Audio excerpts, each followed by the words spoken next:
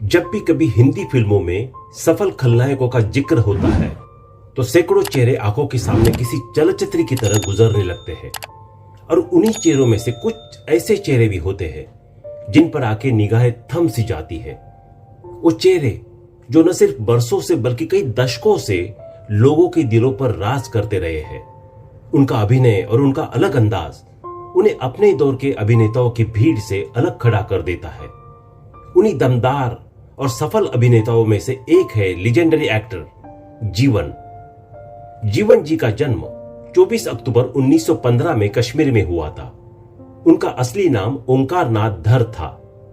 जीवन के पिताजी पाकिस्तान के स्थित गिलगित के गवर्नर थे, जो कि तब भारत का हिस्सा था। जीवन की माताजी का देहांत वर्ष 1915 में ही हो गया था, जिस वर्ष जीवन का जन्म हुआ था। और उनके 3 वर्ष का होते होते उनके पिताजी का भी देहांत हो गया।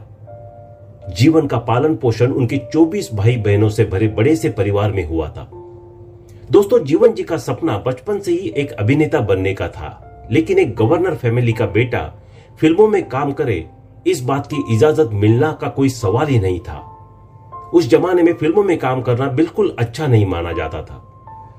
नतीजन 18 साल की उम्र में घर से भागकर जीवन बंबई आ गए।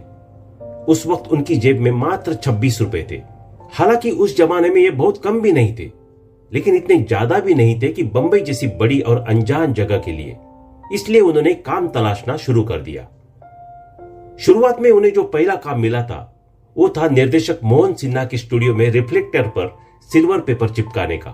मोहनलाल जी उस समय के जाने माने निर्देशक हुआ करते थे, और जब उनको पता चला कि जीवन की दिलचस्पी अभिनेता बनने की है तो उन्होंने अपने फिल्म फैशनेबल इंडिया में उन्हें रोल दिया। जीवन के कामों को लोगों ने खूब पसंद किया और उन्हें कुछ और फिल्मों में बतौर अभिनेता का काम भी मिला। उसी दौरान निर्माता निर्देशक विजय भट्ट ने उन्हें जीवन नाम दिया। वर्ष 1935 में प्रदर्शित फिल्म रोमांटिक इंडिया से जीवन को उनकी असली पहचान मिली, और उसके बाद तो उनके अभिनय का जो सिलसिला शुरू हुआ वो 1-2 नहीं बल्कि पूरे 4 दशक तक चला। के.एन. सिंह, मदनपुरी, प्राण और प्रेम चोपड़ा जैसे नामी खल अभिनेताओं के दौर में भी उनकी लोकप्रियता कभी कम नहीं हुई। जीवन ने अफसाना, स्टेशन मास्टर, नागिन, शबनम, कोहिनूर, हीर रांझा, जॉनी मेरा नाम, कानून, सुरक्षा, लावारिस, अमर अकबर एंथोनी और धर्मवीर आदि ढेरों यादगार फिल्मों में अहम भूमिका निभाई। दोस्तों, जीवन अच्छी तरह से इस बात को जानते थे कि उनका चेहरा फिल्मी नायकों के जैसा नहीं है। इसलिए उन्होंने खलनायकी में हाथ आजमाया और अपनी एक अलग पहचान बनाई। जीवन जी के अभिनय के जादू का अंदाजा आप इसी से लगा सकते हैं कि निर्माता निर्देशक बी.आर. चोपड़ा की फिल्म कानून में उनके हिस्से सिर्फ एक ही दृश्य आया, लेकिन वही दृश्य उस फिल्म का सबसे यादगार दृश्य बन गया। कम लोगों को ही पता होगा कि अभिनेता जीवन के नाम पर एक किरदार को सबसे ज्यादा बार फिल्मों में निभाने का एक रिकॉर्ड दर्ज है, और उस किरदार का नाम है नारद। 50 के दशक में बनी तकरीबन हर धार्मिक फिल्मों में उन्होंने देवर्षि नारद का रोल किया था। आलम यह था कि उस दौर में उनके बिना नारद के रोल को कोई कल्पना भी नहीं कर पाता था, फिर चाहे वो दर्शक हो या लेखक निर्देशक।